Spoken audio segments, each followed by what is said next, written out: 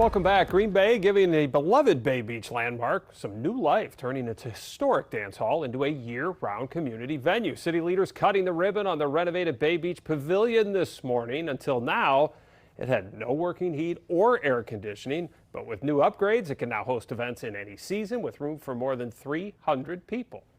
People sometimes think of us just during the summer, but we do things all year round. And this just gives us another opportunity to host people for different events or get-togethers. It also gives us the opportunity to plan programming and events for our own department in ways that we can activate with our community and bring some cool experiences to people year round. Staff calling this upgrade a first step in a bigger master plan for Bay Beach, eventually hoping to winterize the rotunda, repurpose the old bumper car wing, and even add amenities like a nearby ice skating rink.